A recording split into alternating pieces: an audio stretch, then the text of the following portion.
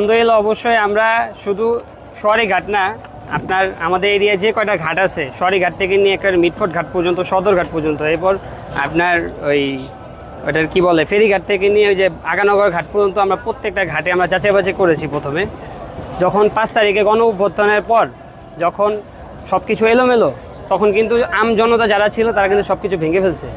তো ভাঙ্গার পরে যখন সরকার গঠন হয় নাই, তখনও একজন চলে গেছে দেশের বাহিরে, তখন আইসা কিন্তু আমরা বলছিলাম যে এখন যেহেতু সরকার নাই, না এটাকে বলা হয় খাজনা, রাজস্ব বলা হয় এটাকে।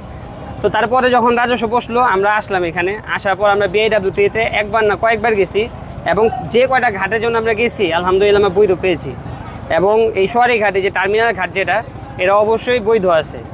আর এইখানে আপনার এই ঘাটের সাথে কোনো রাজনীতির সাথে কোনো কিছুর সাথে জড়িত নাই। আমি যদি চাই, আমার যদি টাকা থাকে, আমিও ঘাট নিতে পারবো। আপনি চান, আপনাকেও দিবে, সেখানে সমস্যা নেই। আমরা ছাত্র সমাজ।